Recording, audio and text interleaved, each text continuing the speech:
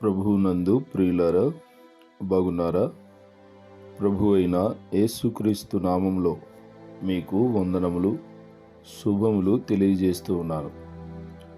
ప్రతిదినము మీ కొరకు ప్రార్థిస్తున్నాను.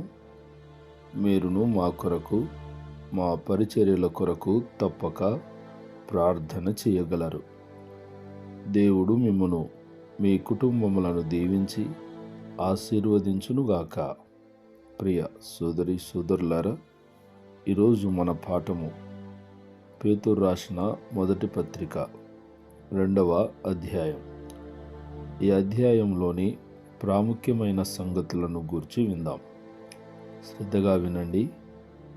పేతురు క్రైస్తవులు పొందుకొనిన పరిశుద్ధ జీవితమును బట్టి, అనగా యేసుక్రీస్తు దయాళుడని, వారి జీవితమును విమోచించాడని, పాపక్షమాపణ రక్షణ భాగ్యము ప్రసాదించాడని రుచి చూచినట్లయితే వారి జీవితంలో ఉండకూడని వాటిని హెచ్చరిస్తూ ఉన్నాడు. 1.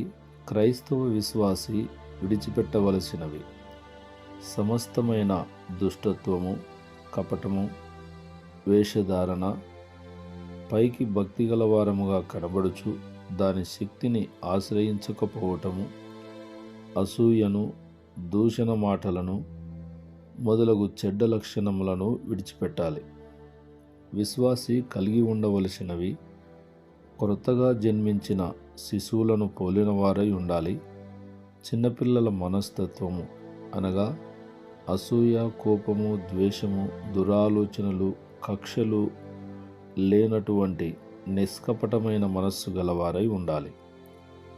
నిర్మలమైన వాక్యమును పాలను అపేక్షించాలి, అనగా దేవుని వాక్యము చేత పోషించబడాలి. క్రైస్తవులు నూతనముగా జన్మించిన వారు.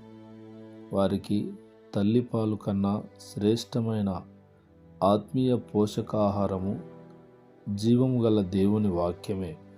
పరిశుద్ధమైన దేవుని వాక్యము విశ్వాసిని పరిశుద్ధతలో పెంచుతుంది.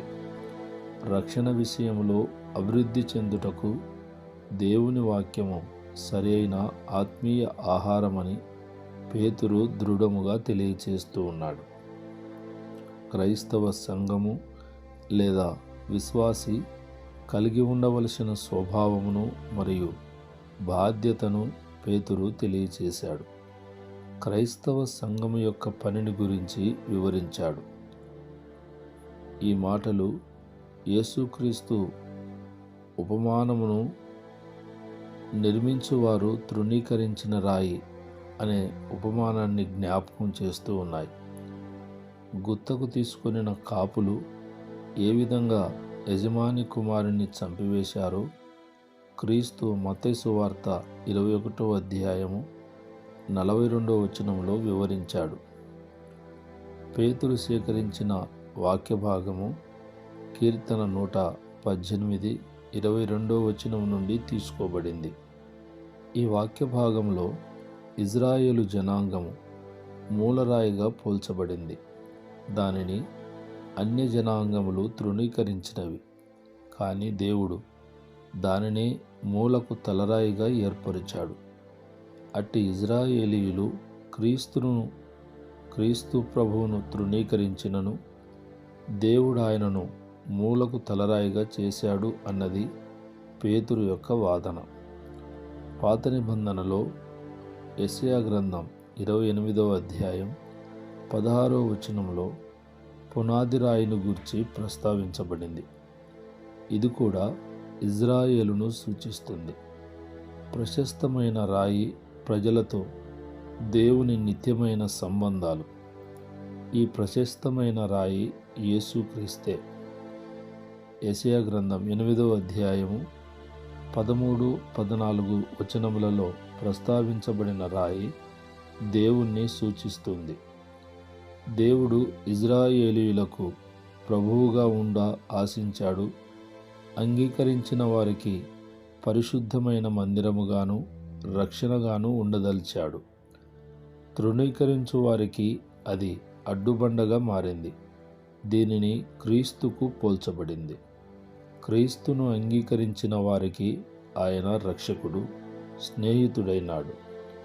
తృణీకరించిన వారికి ఆయన తీర్పు తీర్చువాడయ్యాడు. పేతురు క్రీస్తును మూలకు తలరాయిగాను, క్రైస్తవులను సజీవమైన రాళ్లవలే ఉండి ఆత్మ సంబంధమైన మందిరముగాను పోలుస్తున్నాడు. నీవు పేతురువు, ఈ బండ మీద నా సంఘమును కట్టెదను అని ప్రభు చెప్పిన మాటను బట్టి క్రైస్తవ విశ్వాసం పైన సంఘము కట్టబడింది. సంఘమనగా క్రైస్తవ విశ్వాసుల సమూహము. క్రైస్తవులు సజీవమైన రాళ్ళు, సంఘము సజీవమైన మందిరము, గృహము. క్రైస్తవులు సమాజముగా, వ్యక్తిగత క్రైస్తవులుగా వారి ఆధారమును సమాజములో కలిసి ఉన్నప్పుడే పొందుకొందరు. రాళ్ల వలె కట్టబడాలి, సమాజములో కలిసి ఉండాలి. రాయి వేరుగా ఉంటే నిష్ప్రయోజనము, అది మందిరములో కట్టబడితే ప్రయోజనము. క్రైస్తవులు పరిశుద్ధ యాజకులుగా ఉండుటకు పిలువబడ్డారు. యాజకుని బాధ్యత దేవుని సన్నిధికి రావటం, ప్రజలను దేవుని యొద్దకు నడిపించటం, దేవునికి మానవునికి మధ్యవర్తులుగా ఉండాలి. యాజకుడు దేవునికి అర్పణలు, బలులు అర్పించుచు, క్రైస్తవుల అర్పణలు ఆత్మ సంబంధమైనవిగా ఉండాలి. వారు చేసే పని దేవునికి అర్పణముగా, పవిత్రంగా ఉండాలి. క్రైస్తవ ఆరాధన, వ్యక్తిగత కుటుంబ జీవితము దేవునికి అంగీకృతములగు అర్పణలు కావాలి. సంఘము తనను పిలిచిన దేవుని గుణాతిశయములను ప్రచురం చేయాలి.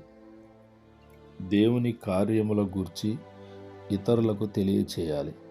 మాటల ద్వారా కాకుండా వారి సాక్ష్య జీవితముల ద్వారా తెలియచేయాలి.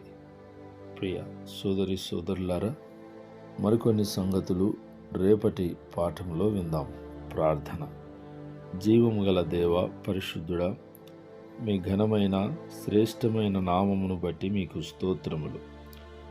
ప్రతిదినము శ్రద్ధ కలిగి ఈ మాటలు వింటున్న మా ప్రియ బిడ్డలను, వారి కుటుంబములను దీవించి ఆశీర్వదించమని ప్రార్థిస్తున్నాను.